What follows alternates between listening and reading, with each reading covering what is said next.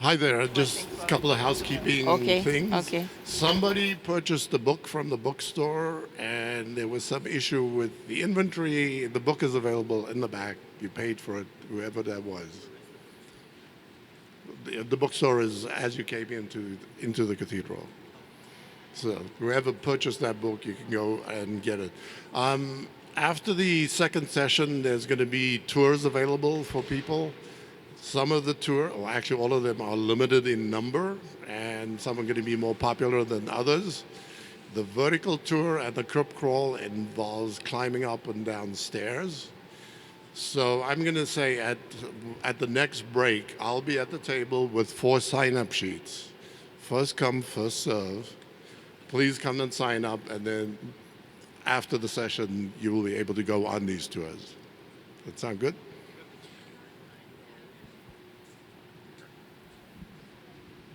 Are we ready to start? I wanted to introduce our next presenter, if I could. Her name is Sister Promise, and she is in the Order of St. Margaret. And Sister Promise is also an ordained priest. And she's based at Trinity Church, Wall Street, with 2 other sisters, Sister Gloria and Sister Ann. Because she's a sister and a priest, we don't know whether to call her Mother Promise, Sister Promise, hey you, Reverend Sister. Sometimes I call her Brother Promise, so that's good. We're all over the board. But I just wanted to say I've been at Trinity for almost 7 years now, which is amazing to me. I'm from Nashville originally, which is where my southern accent comes from. And I was a volunteer verger and sacristan there. And then when David Jetty retired at Trinity, I came as sacristan at Trinity. And the Sisters of St. Margaret were such a joy to find because, I call it out in the provinces, in Nashville. I didn't know that the Episcopal Church had sisters. So I didn't know anything about it. And it's been a real joy to learn all the different things that they do, sort of where the order comes from and all that kind of stuff. So Sister Promise, we're thrilled that you're here. And we'll turn it over to you.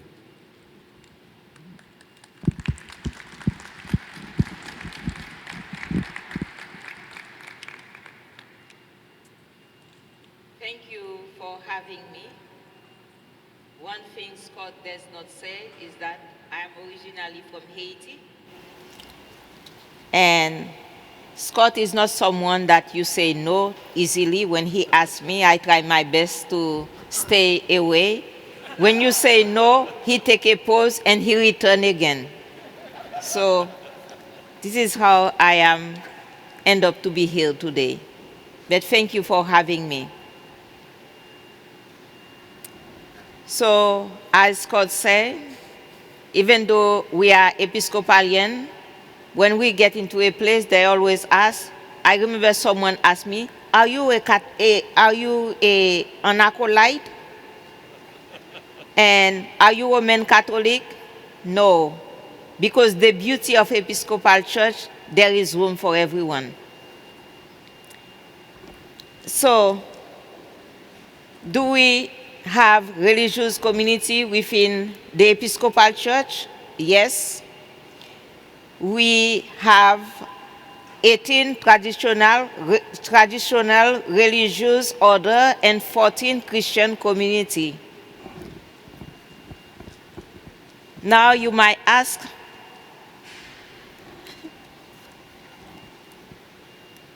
what is the difference between religious community and Christian community? Well, the difference is found in the canon, Title 3, Canon 14, Section 1. A religious order in the Episcopal Church is a society of Christians in communion with the See of Canterbury who voluntarily commit themselves for life or a term of years to holding their possessions in common or in trust to a celibate life in community and obedience to the rule and constitution.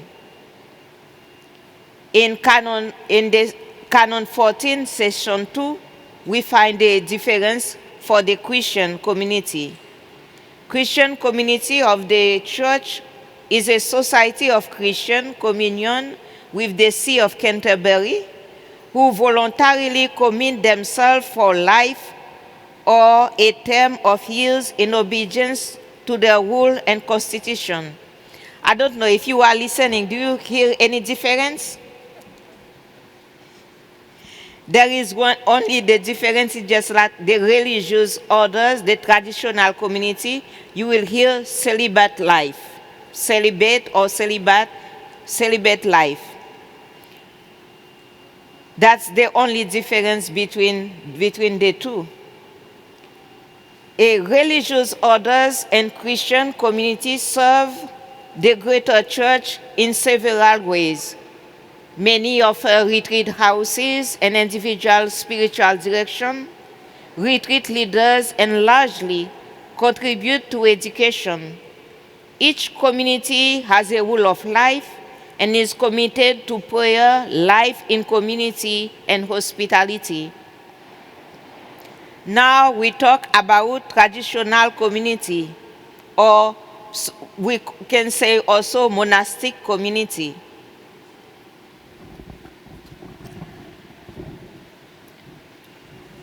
I did that already. In the monastic life, according to Saint Bernard of Clairvaux, one could find 3 vocations: Lazarus, the penitent; Martha, the active and devoted servant of the monastic household; Mary, the contemplative. However, you can find all in one, because I feel a little bit in me, all of those, according to Bernard of Clairvaux. So now we talk about traditional community or monastic community. Monastic community can be active and contemplative, or contemplative only.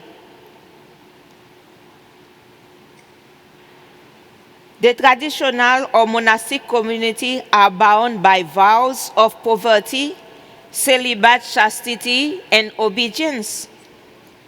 We often live together in a monastic house, or what we say we call it also convent. We are committed to glorify God and proclaim the gospel of Jesus Christ through worship and work, prayer, and common life. It's not that different from our life, because we Christians are called to all this. However, our commitment to God and one another expressed through the vows of poverty, celibate, chastity, and obedience. Our vows of poverty is not destitute. That does not mean we don't have anything to live, but it allows us to rely on God. The vows of celibate chastity is designed to free us up for love, while the vow of obedience enables us to listen to the true needs of circumstances and to respond in a prayerful manner. Beside profess or obedience life, either publicly or within a community, we all are obedience. If you don't believe me, try why you don't cross a red line when you are driving. You might think, oh, obedience, I have a problem with that. Even though it's hard for a lot of us, but let me tell you, we all, even if you do it or not, we all make that vows. Because our choice have consequences. So, obedience enables us to listen to the true needs of circumstances and to respond in a prayerful manner. Whatever form of life we choose, there is consequences that come with it. So choose right. If you are married, there is consequences. If you choose to be a sister, there is consequences. That's life. The Society of St. Margaret, the convent I belong to, is a monastic community that is both active and contemplative. You will have to hear a little bit more about St. Margaret's, since it is my own community. Our founder, John Maisonneuve, is right. Our founder, John Maisonneuve, started our community in 1855 in England as a nursing order to take care of the poor and ill in the countryside of Sussex, England. The way we used to do it, when a family is sick, the sisters will travel and live with that family. While they were providing care for the member of the family who is sick, we also take care of the children. Some of the sisters at this time even caught whatever disease that was going on and lost their life. However, the work of the sisters was not only nursing, but they also taught and evangelized as there was opportunities. As the work was so original, there were many who was drawn and supported the sisters. The demand for the sisters' helps grew as well around England. Then in 1873, the Sisters of St. Margaret was invited to come to Boston to act as superintendent at Children's Hospital. The sisters did not limit themselves to the work of the nursing only while in Boston. They established school of embroidery, altar bread department, and a parochial school in connection with the Church of the Advent. They visit the sick and the poor, serving the hungry from the soup kitchen at the Church of Advent. Saying all that, while some religious communities dedicated to nursing, teaching, and hospitality, they have a special charism that all they do. However, the Society of St. Margaret responds to the need of the time. Where we are, what the need is, that's what we do. For instance, in New York City, we do parish work. We serve the community in providing pastoral care.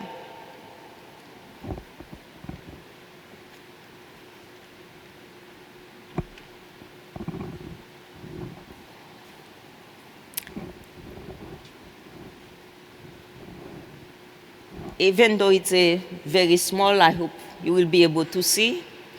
That is the whole group of the Sisters of St. Margaret. We are lay and ordained sisters. While I am a sister, I am also serve as a priest at Trinity Church. There are 3 of us working at Trinity as God said.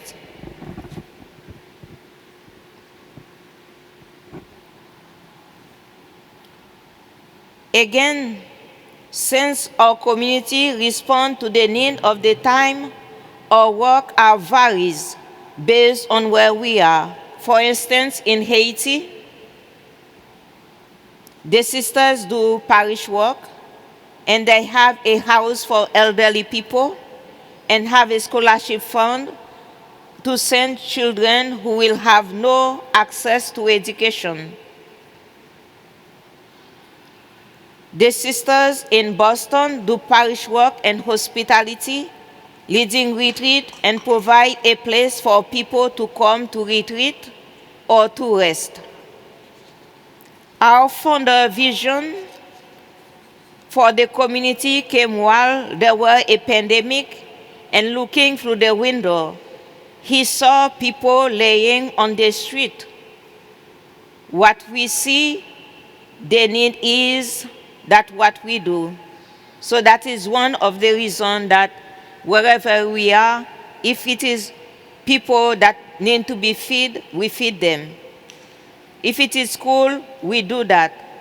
When the sisters went to Haiti in 1927, they have a small school. The sisters helped that school to grow. And the sisters start the first school for disabled children in Haiti. And then they also start the first orchestra philharmonic also in Haiti. Because our focus is more wide. I remember one of my psychology professor one day bring a cup. When she came, she hold it. She said, "That's thing. What can we do with it?" We say a cup. And then she said, "No, I don't ask you to name it. Because the moment you name it, you set a limit on it. But when you just see it as it is, you can see a lot of things you can do with it." So I think that is one of the way the sisters, we live our life. We do what we do. Here we have a sisters in Haiti, Sister Marie-Thérèse, with a confirmation class.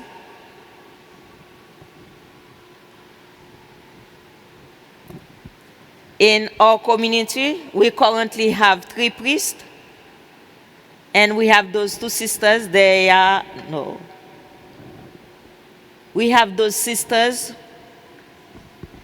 who are at the mother house.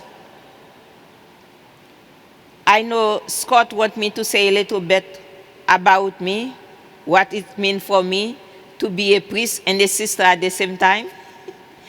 And then some people might think which one that I feel called first. Even though I have been a priest for 2 years, I feel called to be a priest since when I was 11 years old. And I never gave up on my vocation. While I was still working toward it, I was born Roman Catholic Church. I became a Baptist. All that I was searching. And then I think within the Baptist church, that's when I really truly feel called to that ministry. But I did not see any possibility for me. So I returned to the Roman Catholic Church while I was in the Roman Catholic Church, and then thinking about becoming a sister. Starting visiting with the sisters until I discovered that Episcopal Church also have sisters. And I became an Episcopalian.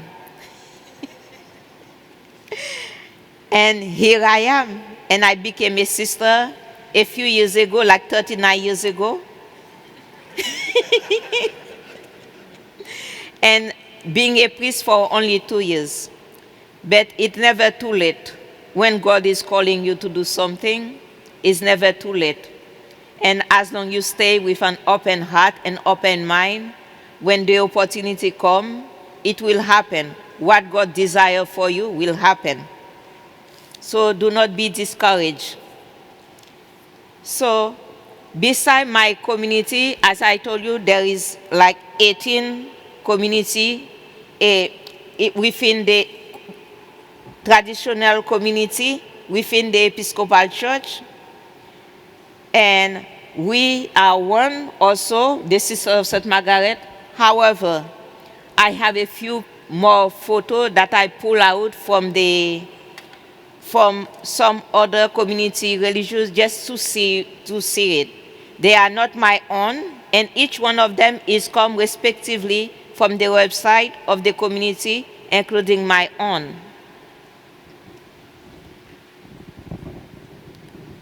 Here are the Sisters of St. John the Baptist, who is also a monastic community and who is also active and contemplative. As you can see, I took it from their newsletter. So what it means when we say we are an active and contemplative community? We pray, like for instance, for me as a sister, we do morning prayer, noon prayer, but because we go to Trinity at the 12:05, we don't do the noon prayer at our house, but we do evening prayer and complain. And we also spend 1.5 hours in prayer every day. That include intercession, Bible study, and our own prayer meditation, where we spend time in the Bible, read the scripture and let it talk to us. That's our personal prayer. And we also have the Sisters of the Holy Spirit, which is also active and contemplative.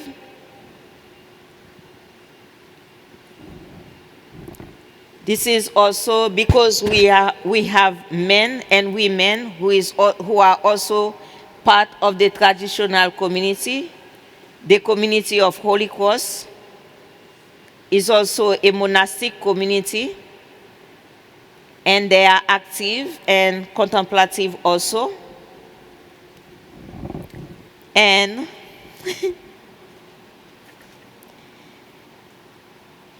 we have the Sisters of Julian of Norwich, is a contemplative monastic order. They committed to intercession and conversion of life in the spirit of Saint Julian of Norwich. They live their life together under Benedictine vows of stability, conversion of life, and obedience.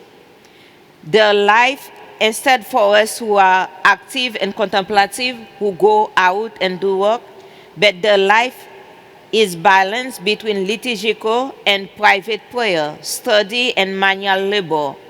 While we, the active and contemplative community, do all that, but also work outside the community. As you can see,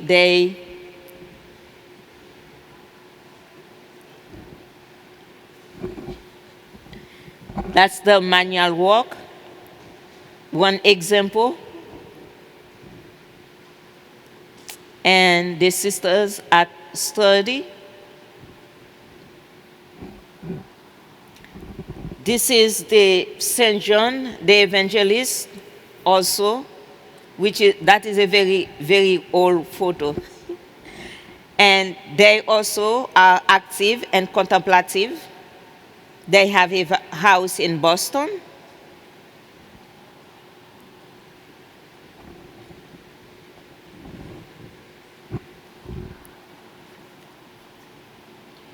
Those sisters' main work is prayer, study, and manual labor. There is beauty in differences. The differences are not something that God created to place one either below or above, because we are all equal before God. Instead, it's given to us to reflect God's beauty. So that's how I see it. Saying all this, you remember I said that there are 14 Christian communities.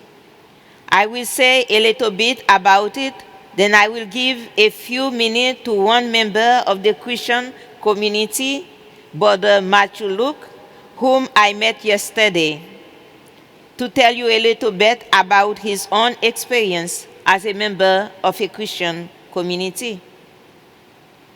As I described above, according to the canons of the Episcopal Church, a Christian community is a society of Christians in communion with the See of Canterbury who voluntarily commit themselves for life or a term of years in obedience to their rule and constitutions. So in order for a Christian community to be officially recognized, a Christian community must have at least 6 full members and be approved by the Standing Committee on Religious Communities of the House of Bishops. Each Christian community must have a bishop visitor or protector. The traditional community also is the same, but we are under a Conference of Anglican Religious Orders in the Americas is different than NAEC.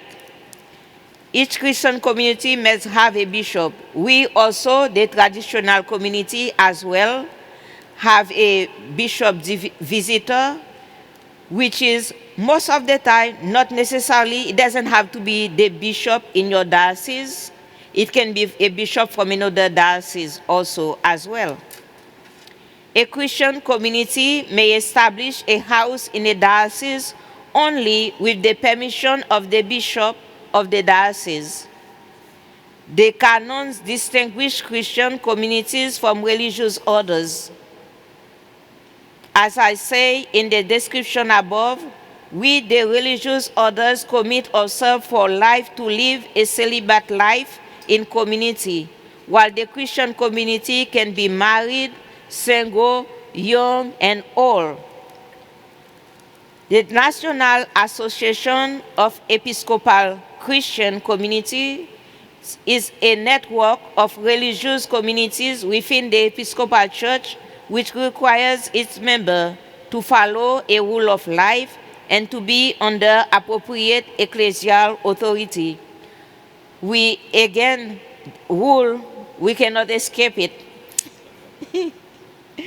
While some of them practice a lifestyle similar to that of traditional monastic in terms of prayer, life, and wearing a monastic habit as our brother here, most follow their community rule while supporting themselves and living on their own at their own home.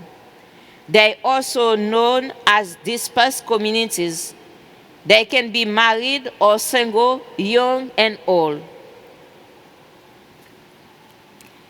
The community, this is here is the Saint Francis, the Third Order of Saint Francis, who also have members of the Saint Francis, and they gather together every now and then, like once a year, some of the Christian community. Instead, for us traditional, you live 24 hours in the same house with the sisters. And even if you get mad to someone, you know, like for those who are married in this room, if you get mad with your husband, and at the end of the day, you still have to have a meal together. And then that forces you to be reconciled. You cannot stay angry for a long time. Because you sit on that same table. Otherwise, you will have indigestion, right?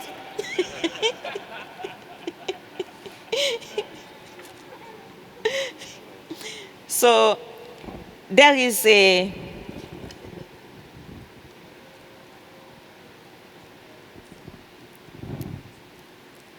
this is the Third Order, is made up of St. Francis people who take vows, but a modified version, able to live in their own homes, have their own jobs. They may also marry or have children. They could be lay or ordained. Most of those communities open to, you might find a few in the religious community for women who's not open to ordination, to have their sisters ordained. But I hope the pandemic helped them to change their mind. Because if you had a priest in the community, even though there is a pandemic, you will continue to have the Eucharist. So I hope they will reconsider. The community of the gospel, I don't know why this photo, I'm just like loving it, so I have to steal it from the webpage. The community of the gospel, this community composed of men and women, lay and ordained, single and married. This community founded with the idea that people could come to recognize their interconnectedness with each other and with God, thereby discovering their true self, which enable them to better know, love, and serve God in their own unique ways. Isn't that beautiful? Because when you know yourself, you can connect with others better. And the more we connect with one another, the more we discover how much we have in common. Now, I will invite Brother Matthew Luke to come forward and share with us a little bit about his experience. And then I will come and say a final thing. You can use that, okay.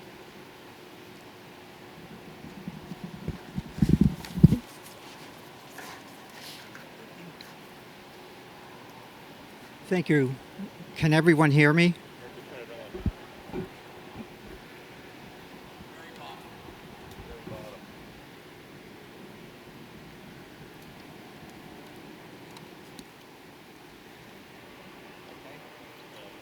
Can you, they have to turn it on. Can you all hear me if I talk this way? No, Here comes the AV guy. I can pass it on.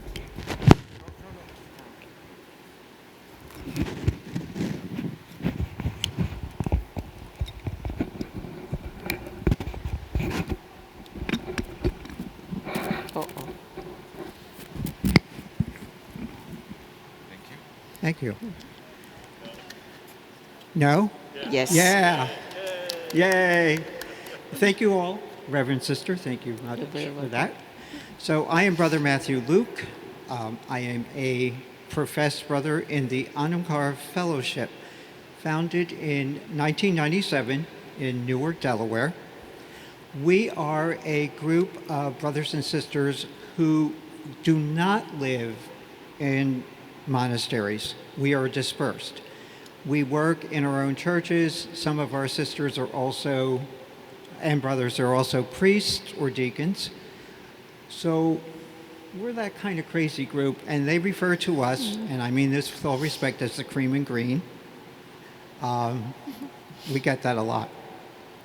But my personal journey with this group started when I was in the third year of education for ministry, which is through the University of Sewanee in Tennessee. I was looking to become a deacon, but God said, not quite yet. And so Brother John Alred came in, gave me all the information, and I started the process. It takes about 2.5 to 3 years to complete everything because there are steps, as also in your community. Mm-hmm. But for me, I knew this was the right fit. We don't take the canonical vows of poverty, chastity, and obedience. We take simplicity, fidelity,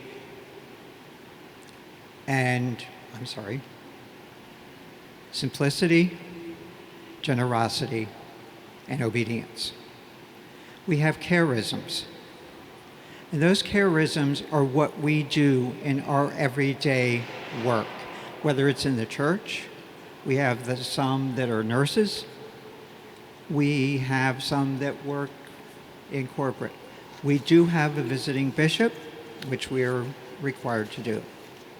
For me personally, I am a volunteer at a St. Luke's hospital, and I'm at the front door.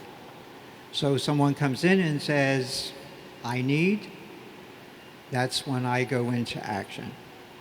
My best friend over here is a companion. So we do have companions in the fellowship. They are not vowed. However, at any time in their journey with us, if they choose to become a professed member, everything that they've done up to that point is accepted, and then they begin the journey. You'll notice this is our professed cross. Now, here's the thing with this. It's two-sided. This is what we wear except during Lent. Then we flip it to this side. It's a wonderful community. We are all over the place. We have a brother down in Brazil. We have a sister in Scotland. So if you want to talk about dispersed, that's true disbursement. Charisms: generosity, hospitality, compassion, and love. Those four have taken on a new meaning for me over the last year and a half. When we started a 12-step liturgy approved by the House of Bishops for those in recovery, and I walked the guys from our local treatment house, and the stories that they tell me are just so sad, but they are so comfortable with us at the church because we include them. There is a place within the liturgy where we open it like you would if you were in an AA or whatever A meeting you are, and they're allowed to share. And when we walk them back, they talk about their journey. And I give them a lesson because a lot of them have been mistreated by the church, thrown out by the church, whatever, and that's irrelevant. They come because they're hungry. So thank you for giving me, Sister, a few moments to talk to you. Any of you that might want to look more into what we are about, you can go to our website, anamcara.org, and you can get a lot more information there. Thank you and blessings to all of you. Thank you.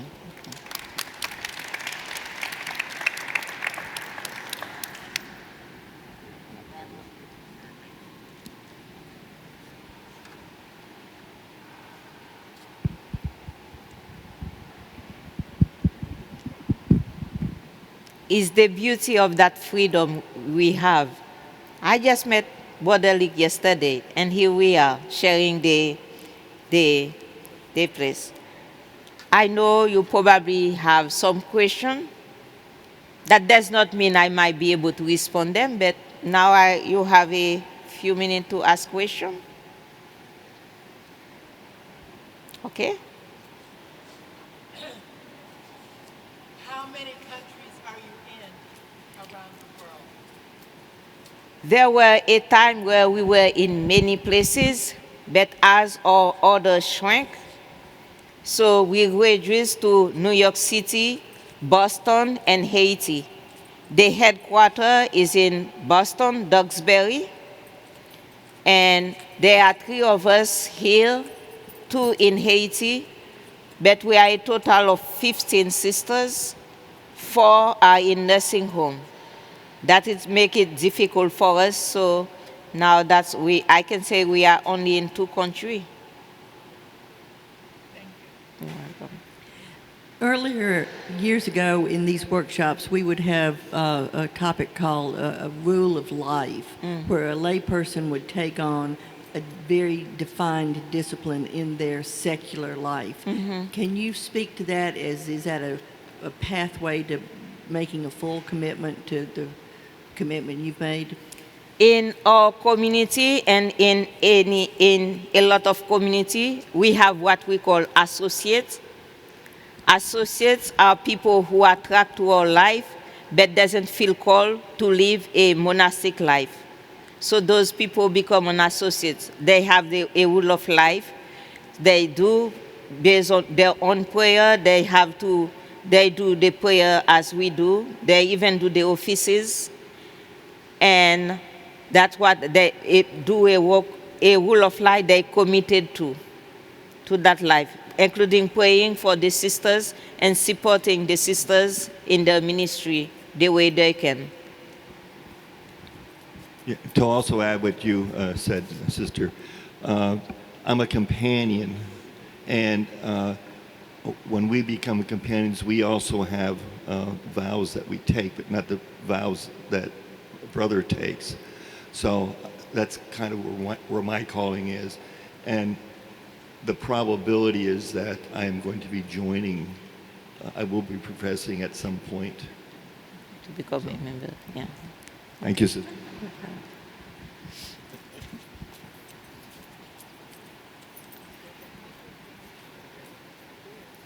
Raise your I have a question for the brother, and I'm sorry I forgot your name. Brother Luke, Matthew Luke. I'm just curious what is on each side of the cross.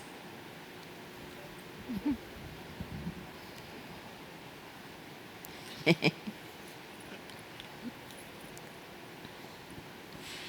you'll see on this side. Okay, is it one? Yep. Okay, so on the side that I'm holding, it's 3 of the Holy Spirit and then what we call the Celtic knot or the triquetra. On the other side, it's the triquetra and I'm going to say like an ovular thing. It's really hard to decide what that is. It's almost like a swirl. What I can do, if it's okay with Reverend Sister, is if anyone wants to see this after we're done, I'll be happy to show it to you.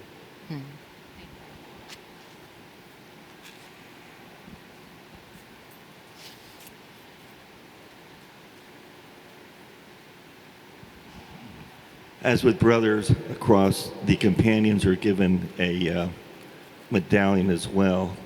And you can pass that back to her if you want to. Yeah.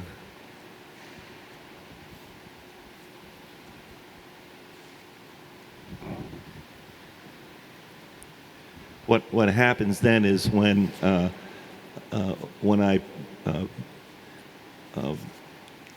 go for the first part of becoming a brother, I will turn this in and I would get a different medallion. There's different medallions for the professed as they're going through their journey.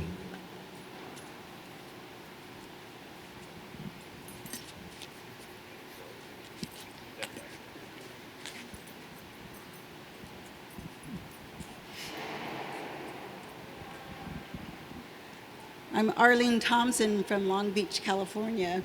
I introduced myself to Brother Matthew Luke because I recognize the cream and gold. We have 2 sisters in our congregation, and I want to ask about the naming conventions. They became Sister Susan Alice and Sister Anne Francis, and your Brother Matthew Luke. Tell me about the naming convention. You guys determined to get me exercise, aren't you? Yeah.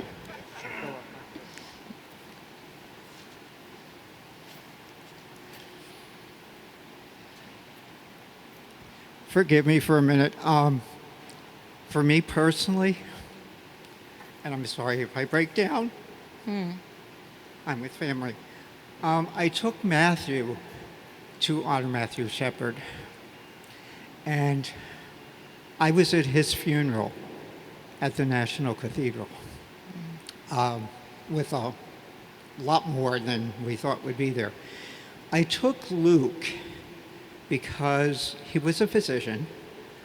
I did most of my life in healthcare, including 7 years of HIV/AIDS hospice, but also because I work at a St. Luke's hospital, so we're out of the hospital because they do a lot of good work. It is up to the brother or sister to decide what name they want to take. It does not have to be a Celtic saint. It's what you're comfortable with. And then when you have your meeting with either Mother Prioress or Father Abbot, the guardian of the order, and Father Paul, who's our Anam Cara, you say to them, I would like to take the name blank blank, or just one. And that's how that works. So you do not have to be, it does not have to be a Celtic saint.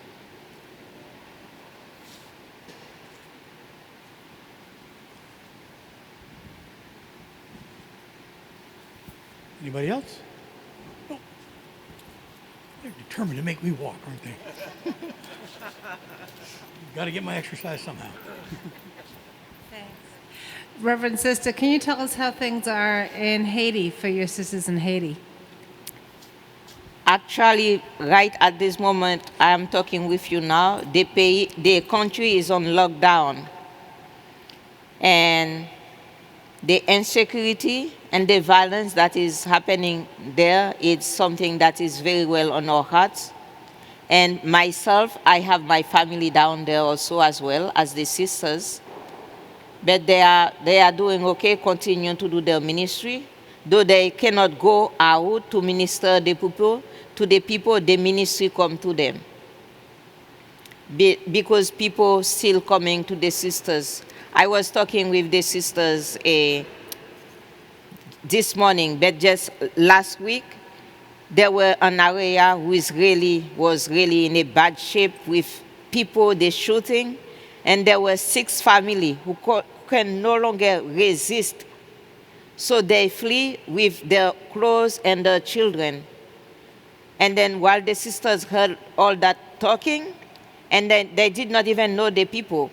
The only reason they came there because one of the person who is working for the sisters, they knew that person. And they come to the place where the sisters live, which also have the foyer for elderly people. Then what do? You have 6 people come to you, no clothes, no nothing. So you have to find a way to help them. You cannot kick them out, send them back. They come to you and you serve them. And there are people also who get stuck because the area they are living, they are shooting, they cannot go there, so they come to the sisters to stay overnight. The sisters have to feed them and find a place to give them to sleep. So the work never stops, despite everything that is going down there. The sisters continue to minister, to do the ministry at the best of their abilities. So, yes.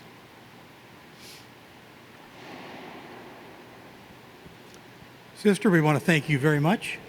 It's been enjoyable. Thank you. And we applaud you for your dedication and your ministry. All that we have been saying, that is the beauty of the Episcopal Church. There is room for everyone. And wherever we go around in the Episcopal Church, there is a sign that says, at the Episcopal Church, all are welcome. But also, I pray that it will not be a sign that is on our front door, but also to live our life that reflect what we say. Thank you. Thank you for having me.